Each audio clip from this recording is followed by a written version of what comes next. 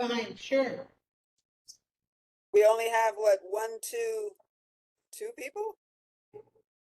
There? 3? Yes? 4? Six of us are here. It's fine with me. I'm happy to see as many as there are. I think she's talking about members. Yeah. So John, would you like to hit the record, or are we recording? We're recording. We are recording. I'd like to welcome, this is December 12th, 2024. This is the Education and Youth Services, Health and Human Services, Library and Cultural Affairs, and our residents. This is our monthly Standing Committee 3 meeting. I want to welcome everybody, and I'm so pleased to see everybody's face. I don't know, I can't even tell you. Ms. Joan, you want to go ahead with it as in our welcome? Ms. Joan Claude?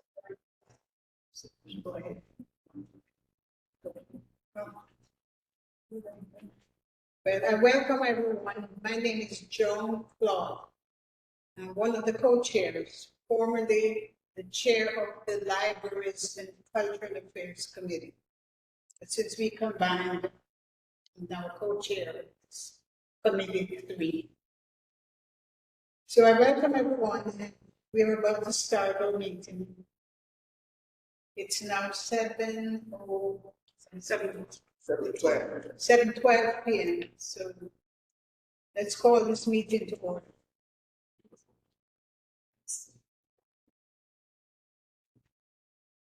On our agenda, it's welcome, which we just did. I don't know these two folks, so will you introduce yourselves? Sure, my name is Dominique Grant. I'm one of the new committee meeting, one of the community board members. I just started in September. Are you a member of this committee? Yes. 3? Same here, Alpha Kamara, new community board member. And a member of this committee 3? Sorry. Welcome, thank you. So let me say this real quickly. We are not having community health focus this evening. We are and we're not. Sherry Samuels, who is another co-chair of the Health and Human Rights Committee, is not in attendance this evening, and we want to wish her a happy birthday. Happy birthday! So we will move on with our awareness presentations for December. So was that Dominique wanted to start? Sure, I did a PowerPoint. Is that okay? That's fine.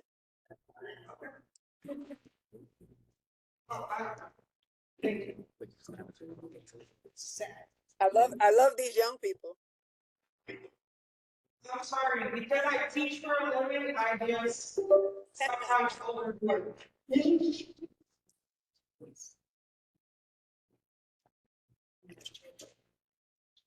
I just put a little couple of slides together, so just give me 1 second and I'll get started. I should have probably already did this. It's okay. While we are here, I guess you heard me being very excited to welcome Mr. Delroy Grant, who is the principal of Cornerstone Academy Middle School. Mr. Grant, would you like to say something real quick?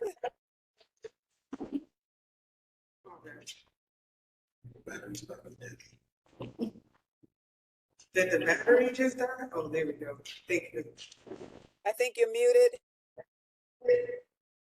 No, that can change. No, the mouse is not working. It just The battery might be. the battery might be dying.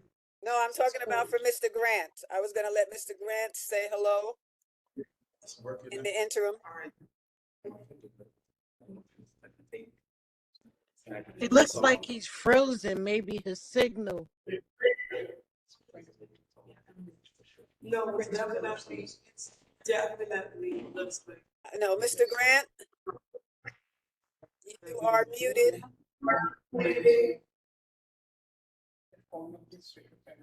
I'm sorry, I'm just looking. Yeah, he's muted.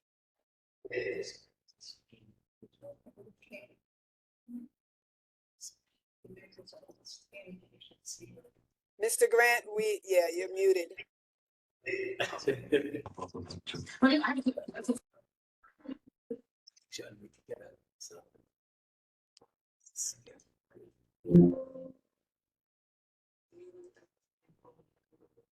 Good evening, Madam Chair.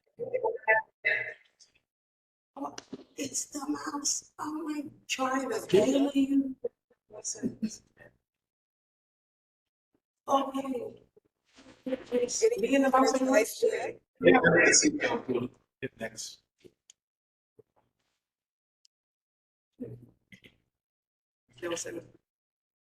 All right, so you won't have to hold that in there because it's seeming like if the mouse and me ain't working over here.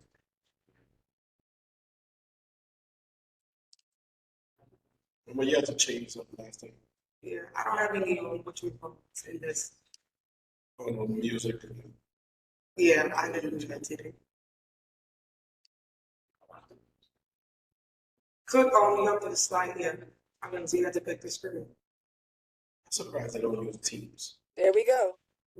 Okay, so thank you. Today I'm going to be talking about seasonal affect disorder. So seasonal is also known as SAD. So for the purposes of this PowerPoint, I'm just going to talk about it as SAD. But it also got renamed with this book called the DSM-5, which is basically how you get all the diagnoses. It's actually called Major Depressive Disorder Recurrent or Seasonal Pattern. But like I was saying, just for the purposes of this, I'm just going to call it SAD, because that's what most people know it as. And it is sad. It is very sad. So what is SAD? So it's a type of depression that comes and goes with the seasons. So it most often occurs in like the fall and the winter, but it could also happen in the spring or the summer. So SAD affects about like 5% of adults, specifically women and people in the northern climates. And they say the northern climates because it's like has like 4 seasons. So because of that, some people do have a very hard time going through the different seasons. So what are some symptoms? I know you're probably asking, okay, so we know what SAD is, but what are some of the symptoms that we can have? Some of the symptoms in the fall and the winter are like persistent sadness or like low mood, very low energy, difficulty concentrating or focusing, increased sleep. They also say that you crave a lot of carbohydrates. So that's bread, chips, cookies, cupcakes, cakes. If you notice an influx in that, it could potentially be SAD. During the spring and the summer, they say sometimes it's a lot of restlessness. Sometimes you have difficulty sleeping. You have difficulty with sometimes experiencing anxiety, or sometimes you have a decreased appetite. But one of the things that I do want to note here is that symptoms can impact your like daily functioning and like your relationships. So it's not just like saying you have the winter blues. You know when it gets cold and you're like, oh, it's just the winter. I'm just cold. This is why I feel like this. No, it's something that's much more than that. Does a daylight saving time? It's definitely one of also the things that impact SAD is daylight savings time, they say. So what causes it, right? So sometimes it's the Sorry, are you switching the slides because we're not able to see it online? what? We're able to see the first slide, but not the now we see it. Okay. Oh wow. Okay. So we're just gonna leave it like that. So I just need you to enlarge it a little bit. Thank you. So what causes SAD is like a lack of sunlight. I don't know if you know, sun provides us with something that we call not only energy, but it provides us with something called serotonin, and serotonin is very important because it's the chemical for like your mood. If you don't have enough serotonin, your mood will be very bad. Like when I mean bad, like so bad that like people may not want to talk to me necessarily. One thing that I also want to say here is that you can buy serotonin and take it if you feel like your mood is low.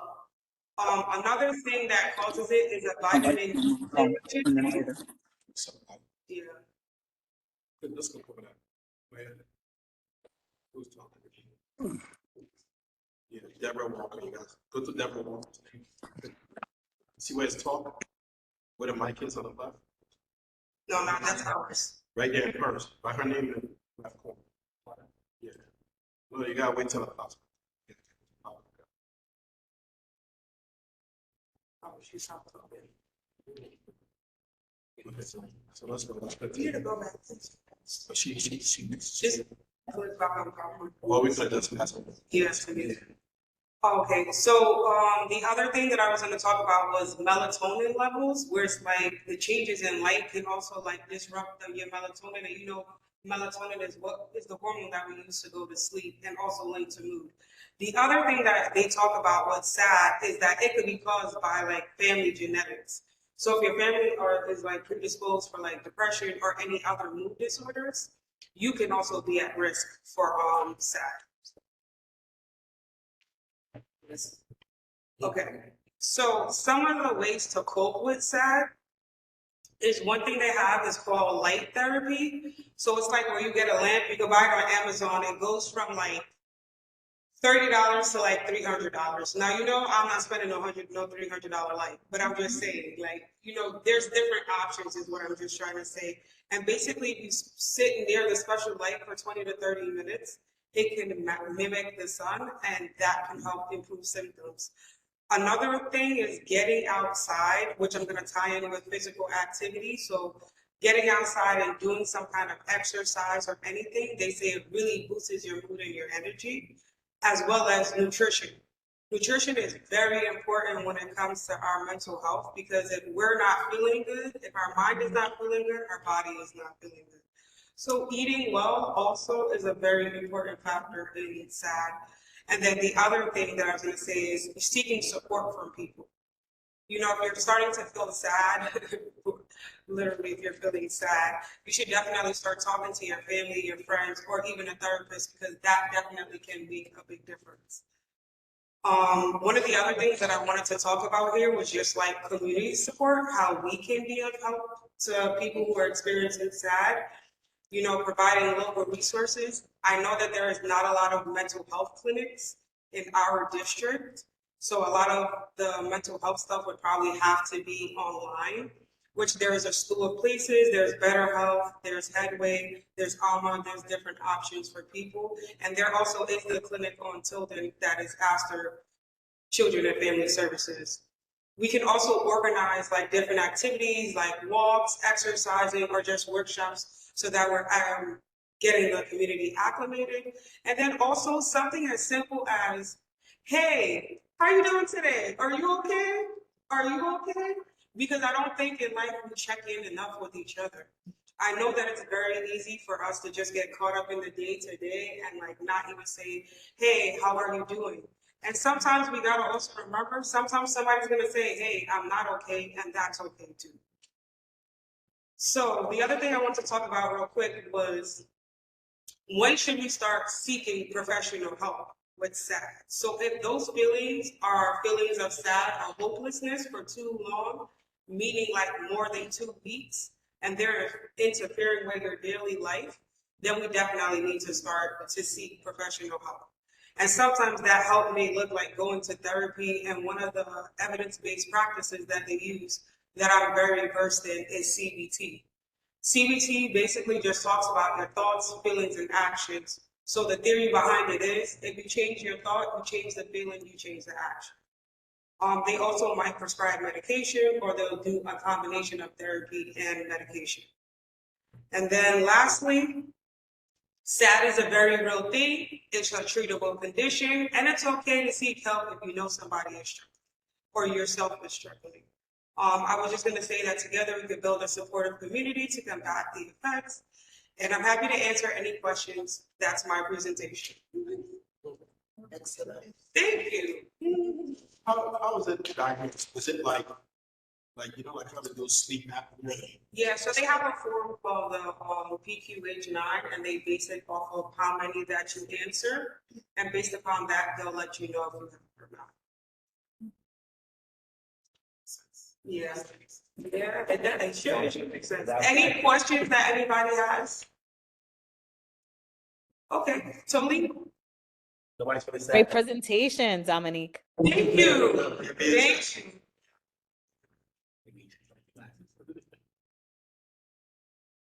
Tolene, you're on mute. Thanks, sorry. Joan, You are. did you have anything you wanted to add to that? I didn't hear you. I sure didn't understand that. Did you say no? Hey, Tolene. Who? Yes. Say that again. Who? We didn't hear you. What did you say? I asked Joan if she wanted to add anything to that. Oh, no, I basically have the same thing. Awesome, awesome. Okay, next we can move on to, Javid, if please, Javid. Yeah, I can present. All right, I'm gonna share Can my you screen do right me a now. favor first? Can you please Go say ahead. the correct pronunciation of your name for everyone? So I just introduce myself. My name is Javid Malik. I am a community board member for Community Board 12. I'm also a graduate student in public health. I've been a community board member in CB12 for this is my second year now, and I'm very passionate about public health and making sure that we're doing what we can to keep our community healthy. I'm going to present today on public health observance for the month of December. I'm going to share. Let's see if it'll let me. Okay. All right. All right. Can you guys see this screen? Yes, yes, Javid. Awesome, thank you. Awesome. Amazing. All right. So for the December, the National Health Observance is for HIV/AIDS awareness and flu vaccinations.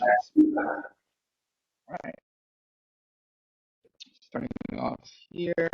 Sorry, just give me one moment. All right. So December is HIV/AIDS awareness and flu vaccination month. I'm going to present a few short slides on why we observe these health issues this month and the small ways that we as community helpers can help to contribute to the health of our community. Starting off with HIV/AIDS awareness, the month reminds us in our mission as community helpers to remember and honor those who have lost their lives to HIV/AIDS in this epidemic, and make sure that we support our fellow community members who are currently living with HIV and AIDS and continue the fight against stigma and misinformation surrounding this disease.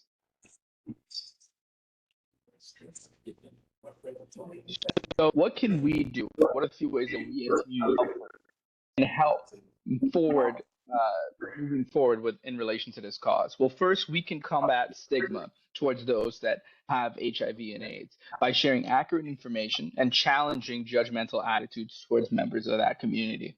We can encourage regular testing within our community and educate those we know about the importance of early detection through testing, as it vastly decreases negative health outcomes. Next, we can advocate for policies from our elected officials to expand access to things like PrEP and ART, which are valuable HIV treatments and preventative medications that ensure that we have the best health outcomes for our community members.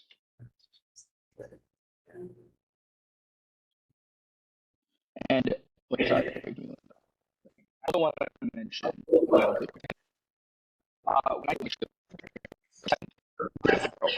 retesting sites that New York City offers. If anyone is interested in knowing the list, I can provide it. There's the link inside of this presentation as well. That New York City offers free HIV and STD and STIs testing sites for any New Yorker with or without insurance, as well as advocating for policies to expand access to PrEP. And that I also have links for a number of NYC health and hospital sites that are having access for those patients who are currently dealing with HIV and AIDS.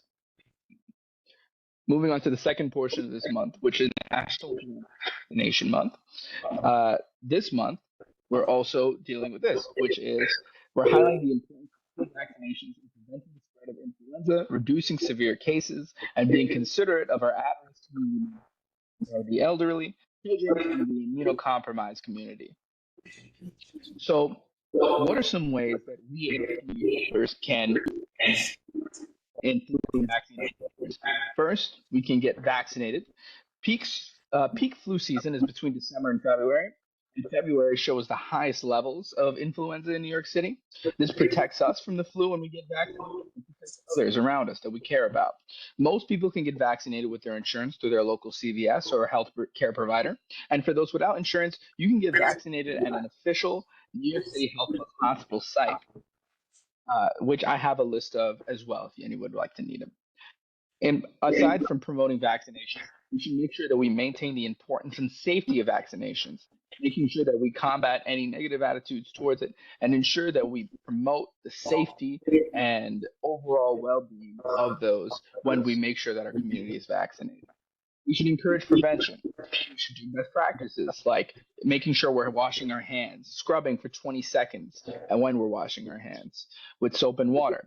We should be staying home when we're sick and we're able to, and wearing a mask when we're symptomatic. We can, if we do have to, leave our homes, as many of us do. We should cover our coughs by making sure the cough inside of our elbows, and ensure that we do all that we can to reduce the spread of our flu when we are ill. Lastly, we need to support our vulnerable. Helping our high-risk individuals, like elderly family members or immunocompromised adults, is very important since they are the most at risk in this community when it comes to getting influenza. These communities are speaking sick with influenza. The most dire health effects can happen, and they can. So making sure we help our grandparents or our elderly family members or neighbors get a ride to a vaccine clinic, the local CVS, or helping them schedule their vaccines is highly important, and it's part of being a community helper to make sure that all of our community is safe and vaccinated. And that's about it for this awareness. And wish you all happy, healthy holidays for you. Thank you. Javid, thank you so very much. I'm not sure if you can provide those lists some kind of way so that we could get them out at your leisure. Yes, I could send those links for the locations. Absolutely. The links for the areas for people to get vaccinated as well as get tested, and make sure for those with and without insurance. I can provide that. That's awesome. Thank you so much. That was a great Thank presentation, Javid. So just quickly before we move on, I just want to go into the fact that this month is also National Impaired Driver Awareness Month. So at this time, there is I'll go over it. Governor Hochul announced the increased state police and local law enforcement patrols during holiday travel. So one of several annual alcohol and drug-related enforcement campaigns funded by Governor's Traffic Safety Committee.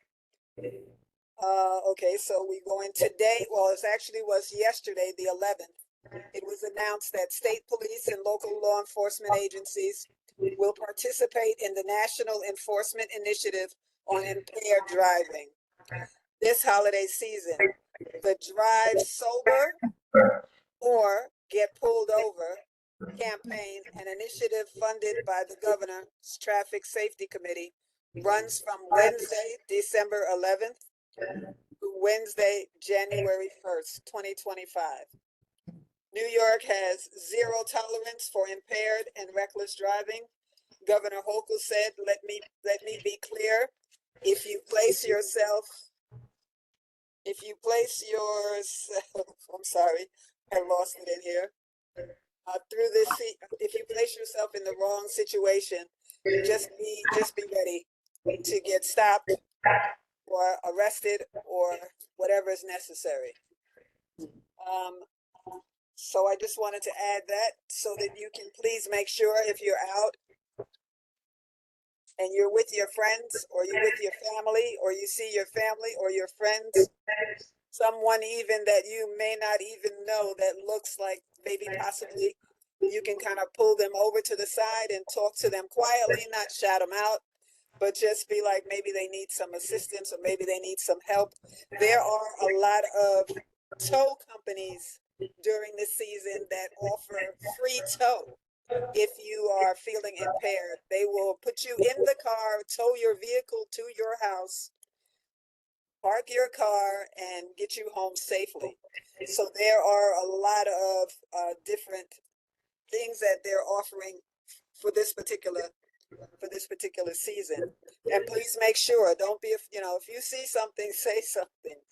I mean, there's when I was out in the street a lot and I, see some of my friends and I'd be like, yo, let me get you a cab or let me ride in a cab with you to get you home safely. That's the most important thing. Okay. So next, we were supposed to be having a presentation with Elise Murray, but I think, Beatrice, did she contact you? Yeah, she said she wasn't feeling well. Okay. You're on it. Right? She said Yes, she's yes. okay. I didn't see it yet. She told me she was going to send it out. I sent her your email and everything. Okay. But let's move on to I'm going to save you for last, Alpha, if that's Yeah, okay with you. that's fine.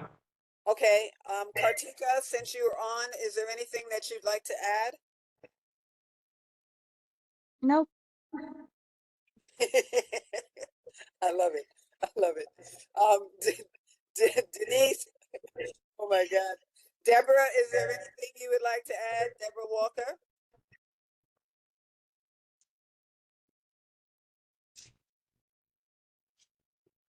Denise?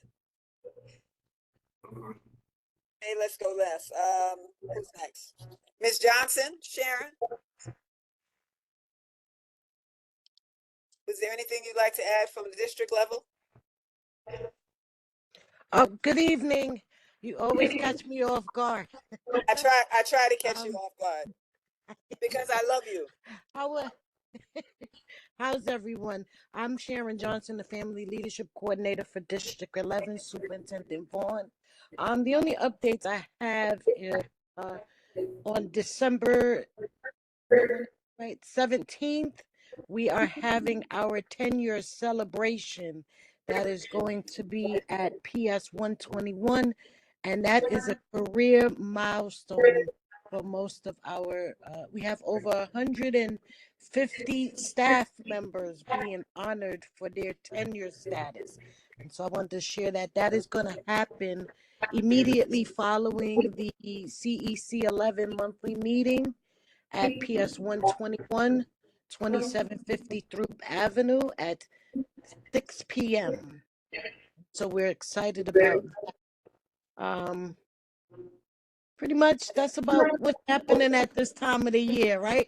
Everybody's just eager to get to the winter break. I know I am.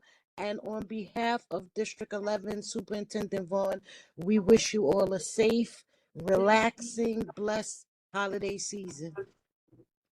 You see, I can rub my head and say, "Phew, I remember tenure. Lord, I remember." So at this time, Mr. Grant, are you able to jump on for a second? I know we're going to give you a full amount of time for you to introduce yourself to the board and to the community.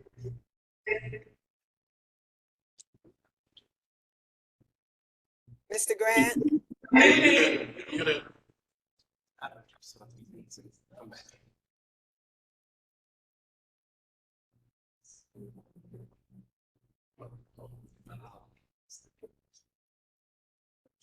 Okay. It's still muted. He just muted himself, so that means he might have to leave and come back. You might have to leave and come back. Yeah. No, we can't hear you. No, we can't. Talana, we can't hear you either, but you're muted as well.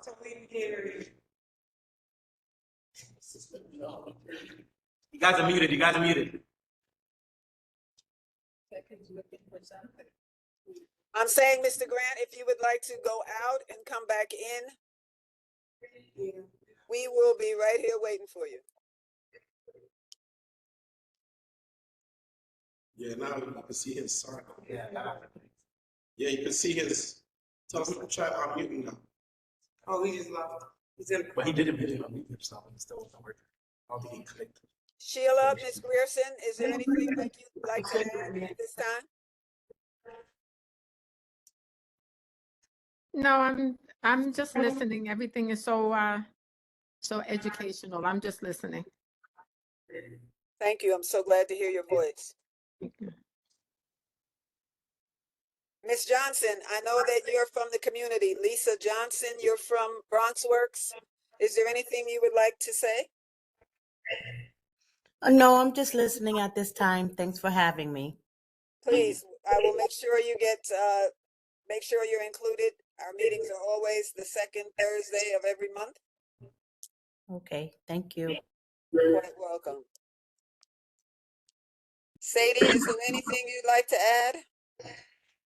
Good evening, everyone. Just a short notice on the Christmas tree lighting at the Marcus Garvey Park at Gun Hill and White Plains Road on the 20th of December at 5 p.m. You're all invited. Yeah, I thought you. Thank you. Madam Chair. Yes. Is there anything you'd like to say to us? No, just I was really happy to hear the presentations. Thank you so much. Wishing everybody a safe holiday season. Thank you. Let's see, where are we? John, I know it's not clear, but I cannot see who's sitting next to you. Oh, that's my mom. That's who? My mom.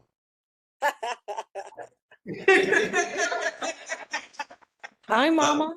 I love it. Mom, you want to bless us with some words?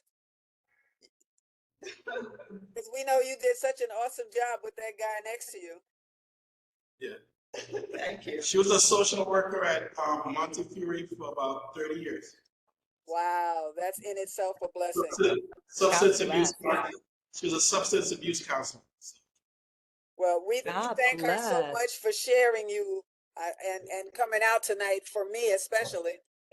Thank you so much. And Your then we son is also, a stand-up guy. he truly is, truly.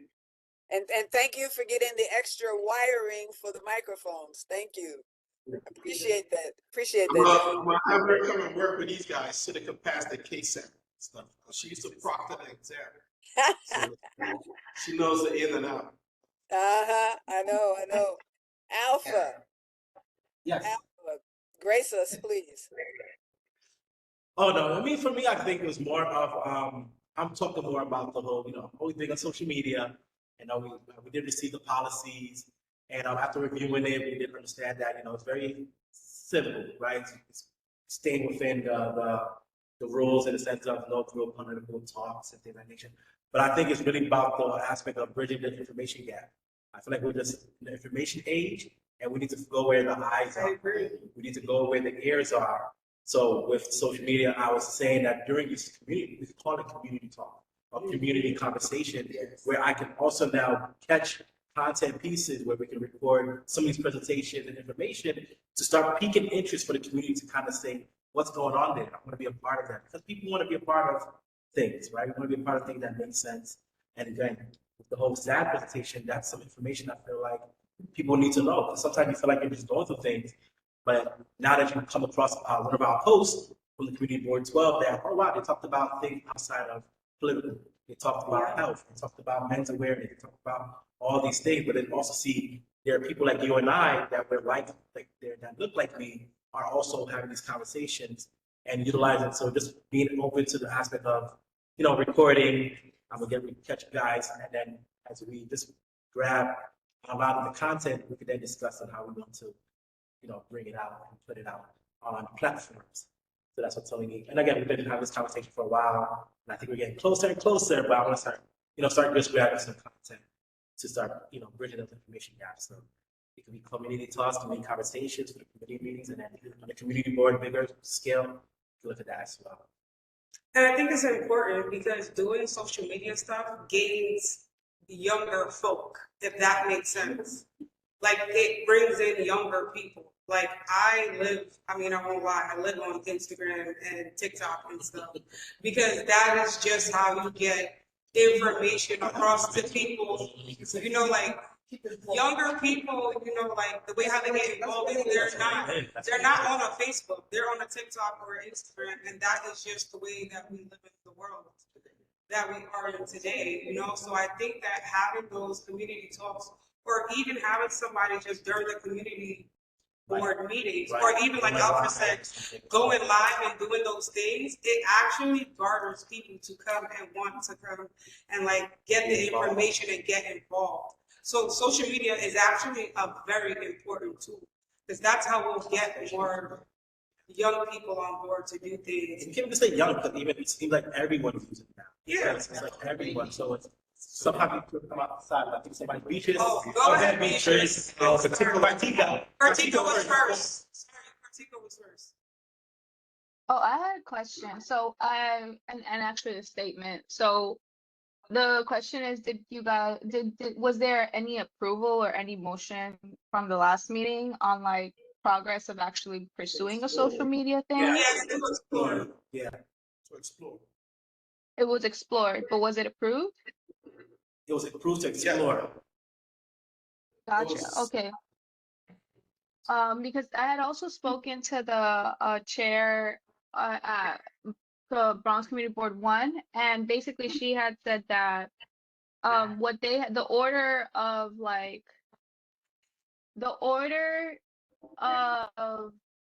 I guess like commands. I don't know what they're called, but the order of like that it was in was first the asking for the approval of a committee, approval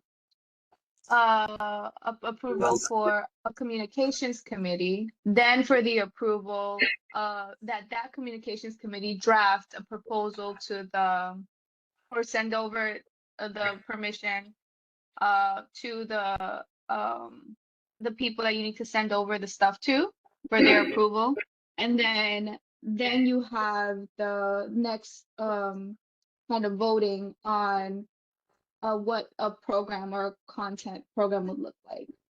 Right. But the voting process is first on voting for a committee, and that committee take responsibility for drafting the proposal, the proposed social media expansion. Okay. And then, yeah. Perfect.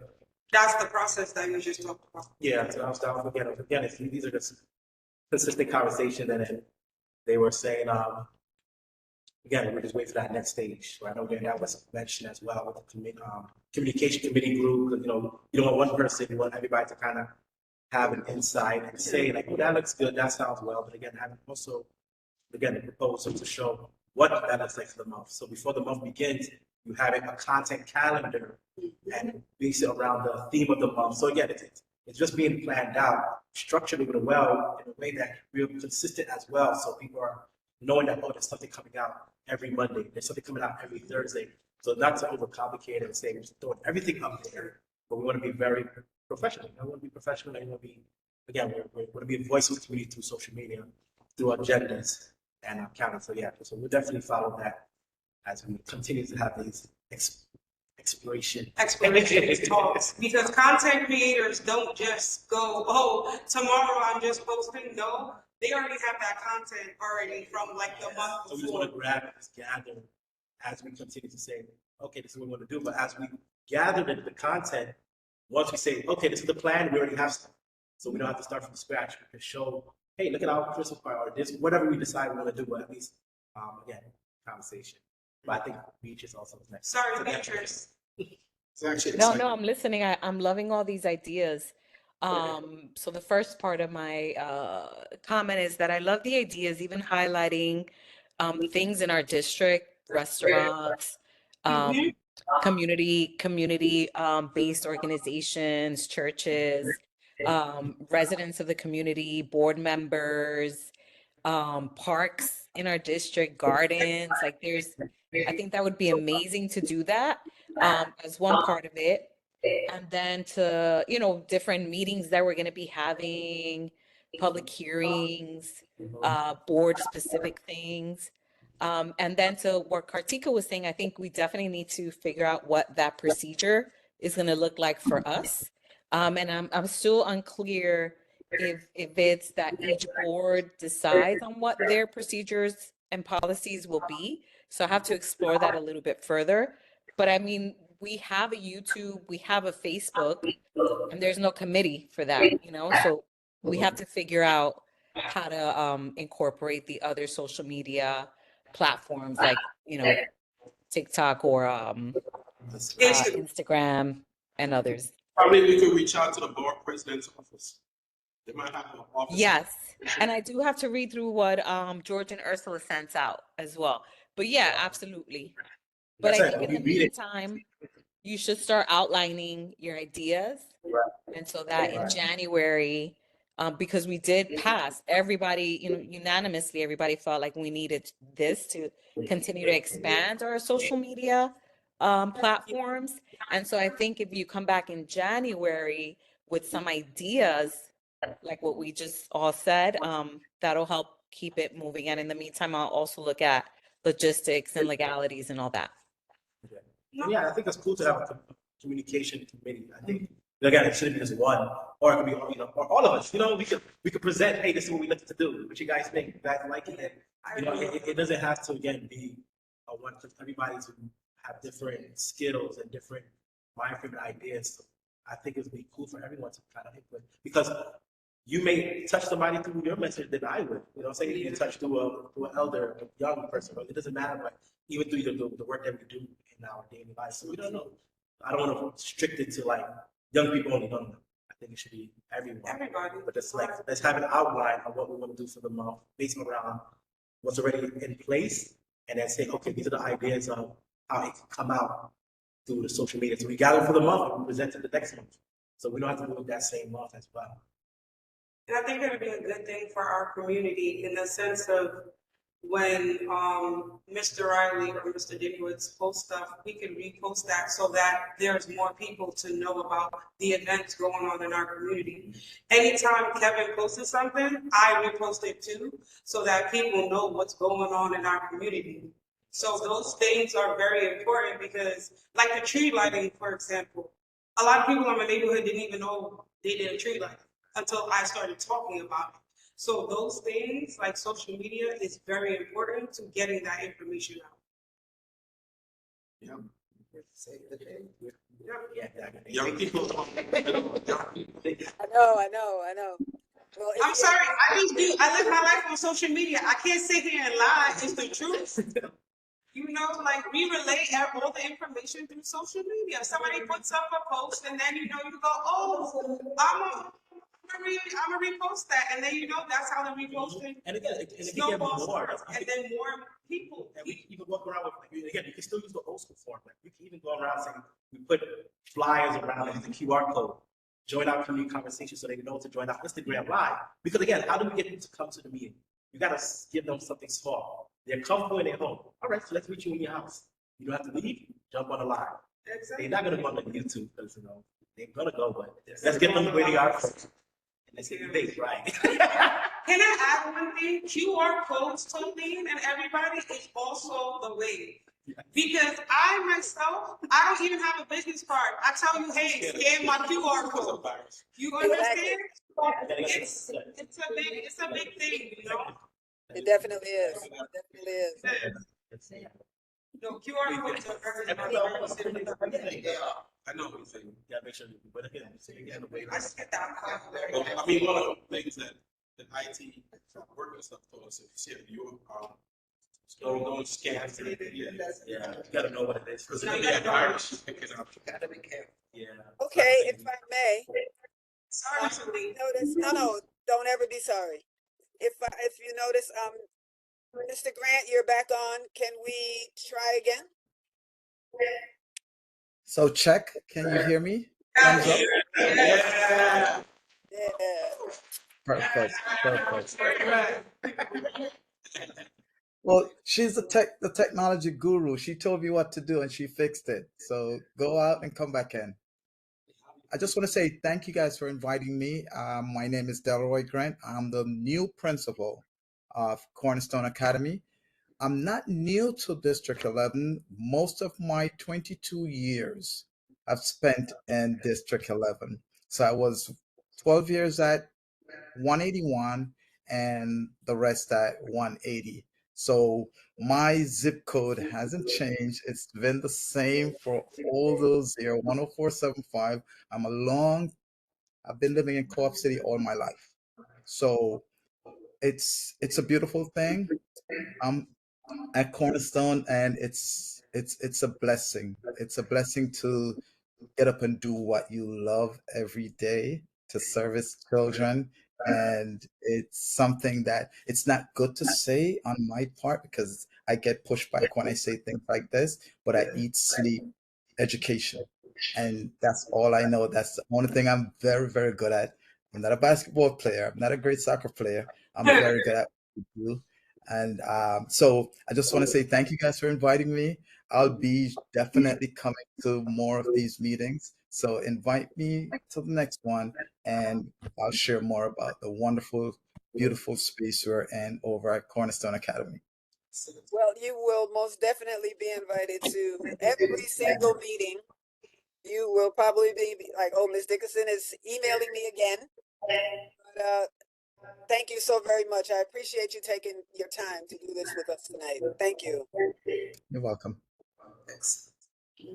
Also, I noticed that Mr. Robert Hall is on here with us as well, a board member.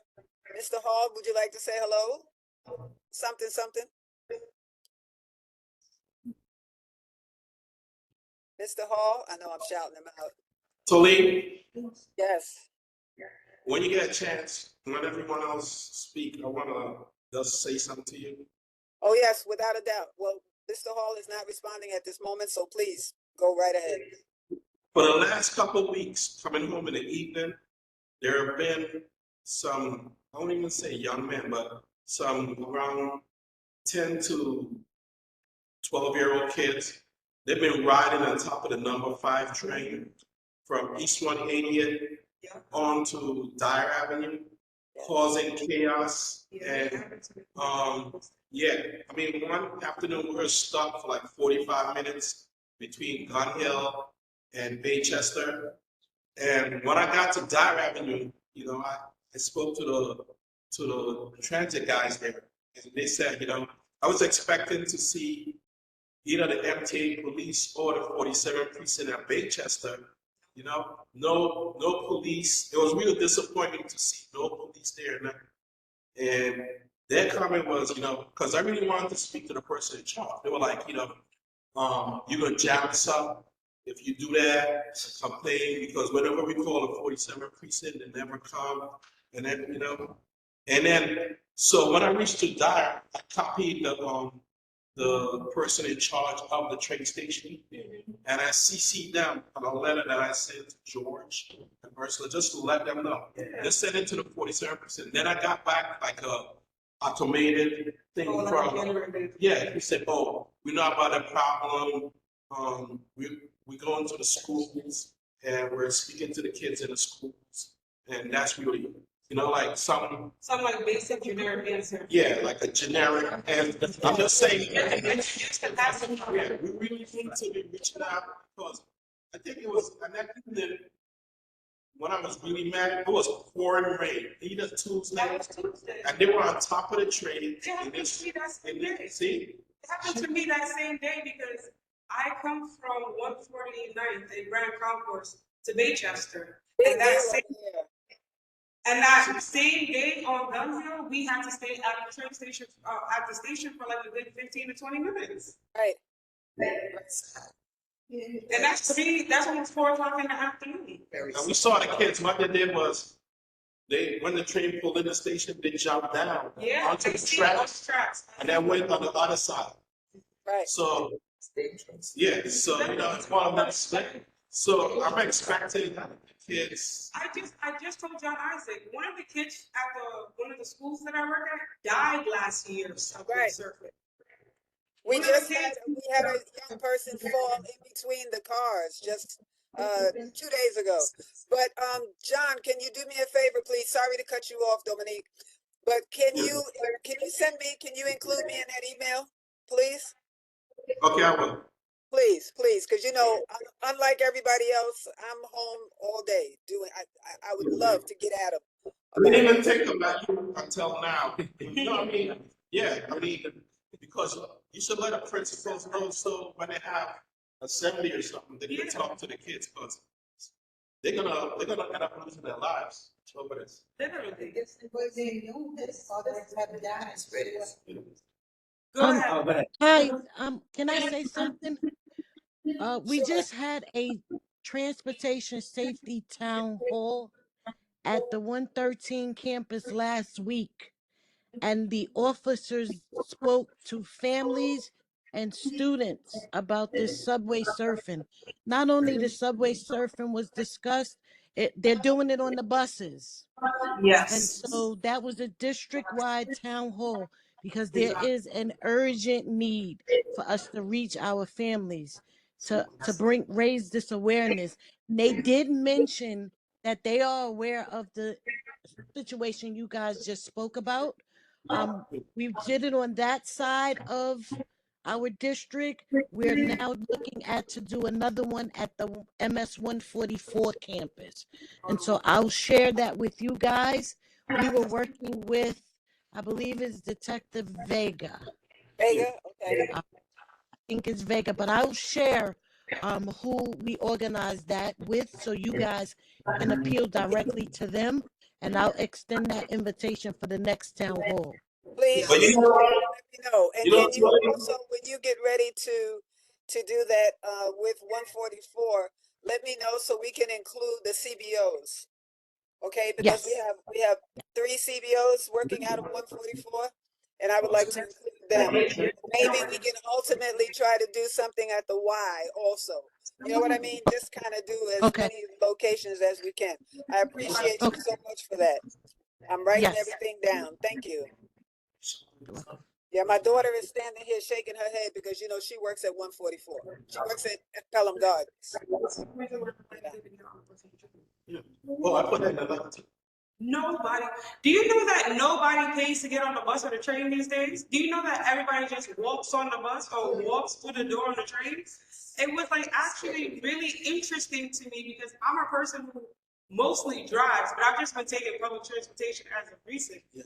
And it's like nobody pays to get on the bus or the train. They just walk past the bus driver or walk past the train person. It's really interesting. I wrote all I'm gonna send Beatrice and you a copy of the letter. I was so angry. All that is in my letter that no one pays for the train, and it's puzzling me. All I need to have is like a couple undercover cops. They know that's a hotbed area. I know this one gentleman said something really unique. Up in our area, it's at grade, so there's no bridges or anything like that. So that's why the kids are not really scared. No. You know, so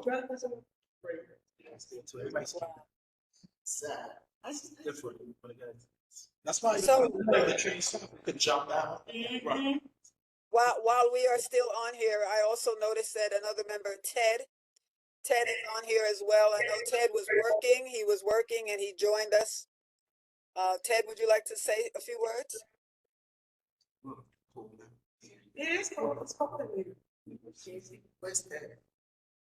Ted was working. If you give me about 5 minutes, if it's still on, I don't. I'd be more than happy to give you 5 minutes. Thank you. Of course. Okay. Awesome. That's great. So, Tony, you think it's a lack of not having anything for the kids to stay active? Because I'm telling you, when my son was in high school, right, which is, about 8 years ago, he used to only see me like he only came home to eat. Exactly. I'm 1,000% sure that that's the problem. I know when I was working, John, I tell you, I had after school programs, before school programs, Saturday and Sunday school programs that all went all the way till midnight, swim programs. I tried to have as many programs as possible because what I know and I believe is that if we don't have something for them to do somebody else is going to find something for them to do. Yeah, and That somebody else might not be exactly who you want. and then Ronnie have like a program at the Y. He does. He has a teen program. See, we need to get Yes. these kids there. So again, going back to social media, besides teaching, the social media part is why they're doing it. So they're getting a lot of views, they're getting a lot of attention, Yeah. and these kids love their attention and they're attention seeking. So I feel like I'm a big advocate of after school programs. I grew up in it. I think that's what helped me get out the streets. But I feel like they need to curtail it towards content creation. We need to create programs where the kids can now use all their creativity, all that hypeness to do safe. Bring them in here, not in here, but a space like this. They go podcasters, go there, talk about topics. You guys who like to dance, go ahead, make your TikToks over there. Those who like to do, experiments, it's over there. But we have a safe curriculum, but the content, these kids are content created, they look for attention. They have like GoPros or something. You see, I saw on their face, all for content. So they were videotaping whatever they were doing. Yeah. Remember, they all try to make, and then they get money for this. And they are, yes, they are. But they still are. do it. Oh, that sounds awesome, Alpha. But again, it's a lot of this recreating because this I'm still young, but this generation is a little different. They are very fast paced. Of course not. They don't. So they don't. If I may, I noticed Robert Hall jumped on to say a few words to us. Robert, can you come back on for us? Hey. All right, how you doing, everyone? I'm here. No, I like what's going on. You're making a very good points. Everything is progressive, so actually, this is my first discipline committee meeting, and I'm very proud of everybody that's on here. It's very good. It's the regular committee. Robert, 1 second, Robert. Yes. This is committee 3. Yeah. I know. I know there's one. Yeah. Okay, Ted, let's go. Yeah, Tony, the issue I wanted to raise was that concerning the what do you call them, the scooters and the delivery bicycles, those e-bikes. The fact that they don't obey the traffic signs, they don't obey the stop signals, they go in and out between cars. It's really, really very treacherous for drivers. And sometimes when you least expect them, one just pulled up right next to you, or you've had so many close encounters with these scooters and mopeds and what have you. Sometimes they're riding with somebody on the back, and I think it's something that we really need to address as far as safety in our community with these vehicles. Ted, I actually think that the bike thing is in front of the city council right now, because they're looking at licensing the e-bikes and stuff like that. Some people think it's a waste of time. I don't think it. I actually think it's a good thing. I remember growing up in the islands, you had on your bike, your regular bicycle, you had to actually go to DMV with your bike. You used to have to license those bikes. Yeah, you had to go to DMV. This was not here. This was in the Virgin Islands. You had to go to DMV because a lot of kids were getting killed on the bikes. So you had to go and you had to show them that you knew all the signs. Your bike had to have a bell on it, lights, all that stuff, and then they gave you a license plate for $10. Yeah, that's another thing. Sometimes they're riding with no lights, and you can't see them from a distance. Yeah. Only with the grace of God that bike hit that child, that 3-year-old child, and dragged her down the street, and she managed to, she came out of the hospital the other day. It's just down my Arlington. Yeah. The young lady got hit. Yeah, 3 years old. Yeah, she was bleeding from the brain and stuff. Yeah, it's a lot of. Thank you so much, Ted. I appreciate that. You're welcome.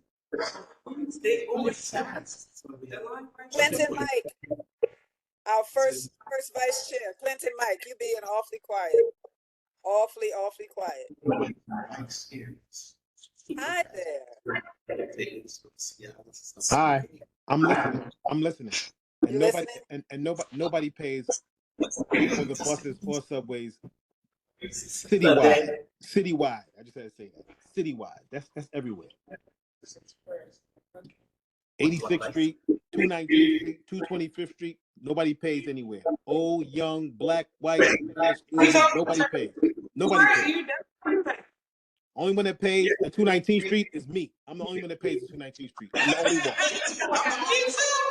I'm the only one. I'm the only one that pays 219th Street. My job gets me metric cards. So I pay you. It's only me with my OmniPass. So if you do, Me and my Omni card too. That's it. I'm the only one that pays the 219th Street. Wow. Unfortunately, I haven't been on public transportation since 1972, folks. You say you haven't? I have not. 1972. 1972, yes, sir. Hi, Clinton, I'm just curious. Is everyone going through the doors or are they going through the turnstile? yes, Oh. both. It doesn't matter. They don't pay. They go whatever way they just don't pay. They just go to the back door. They go to the back door, or they pass the bus driver, or if it's on the train, they'll just walk straight through.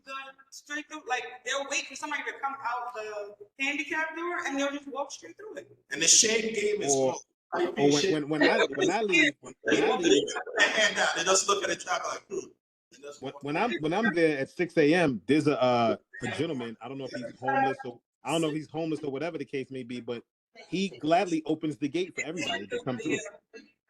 He opens the gate for everybody to come through. So see, that's what I'm saying. That's crazy. They wait for somebody to open the gate, and they walk through it. It's crazy. But John, you said earlier about undercover. This city really don't care, to be honest with you, because I know police officers, and they are told if the person comes up to you and says that they don't have money to pay, they are to let them through. They have to let them through. So this city really don't care about that. I did not know. So my thing is, when you see, when is the tax revenue or when there's revenue for MTA, and then they're gonna hit us. Yeah, they are. Yeah, they are because it's less trouble to give them all summonses than to just hit people that do pay regularly and the taxpayers. No, you're right. Is this that you remember when the talk about getting rid of like petty tickets because it was clogging up the court system? Whatever. See, I'm just traumatized because when I was younger, in my heyday, we used to run and hop the train and stuff like that. So I'm traumatized. I'm scared because back then the cops would tear you up. They beat you down. It's trauma for me. It's trauma. So that's why I pay my fare. It's a deacon in the church. You know that you have a troublemaker. That's a deacon in the church. That's what we need. Okay, well, that's what happens. God changes you. God changes you. Amen. That's all. See, it happens. It's okay. Okay, but I'm traumatized from the 80s when my friends and I used to do stuff like that, and we used to get chased at from Pelham Bay Park to Bury Avenue, and I'm traumatized, so I pay my fare. Me too. It's okay. I did not like that shit. I did not like that shit. That's what I'm saying.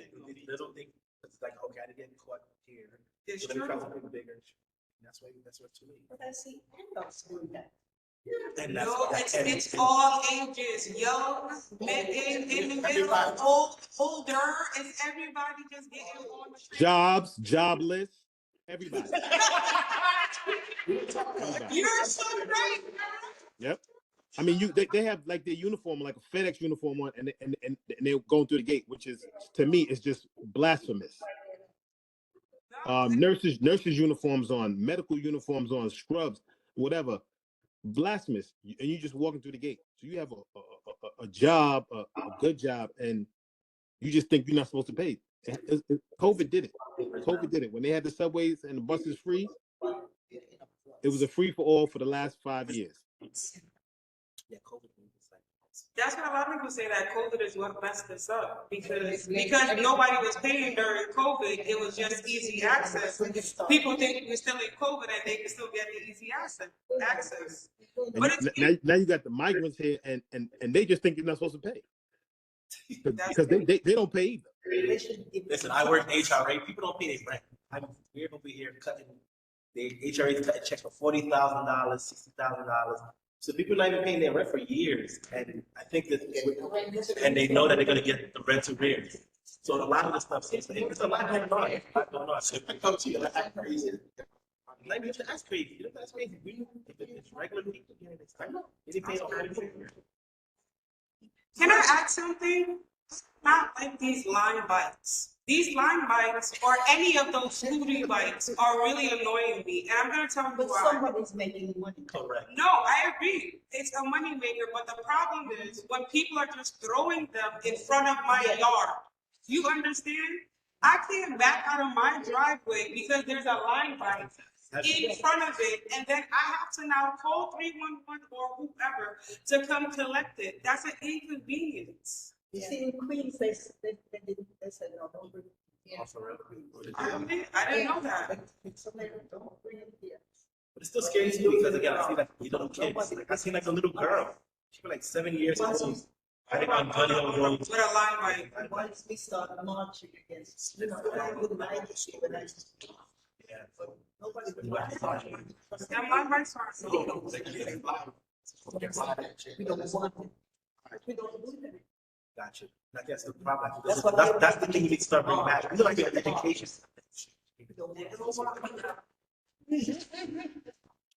I'll start a roll. Sorry, Tony, go ahead.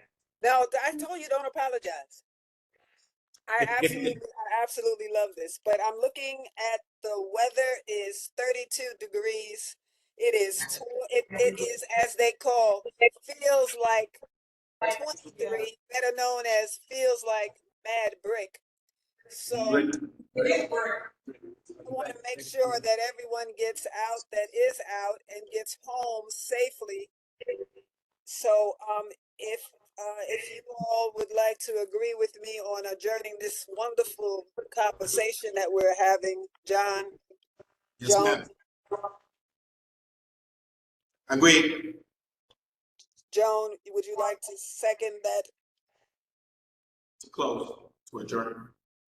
Would you second the adjournment? Meeting and being adjourned. Yep, she said it's adjourned. And so it is now, we are at, what time? 8:18. 8:18? Yes, ma'am. I pray that you all get home safely. Please get home safe.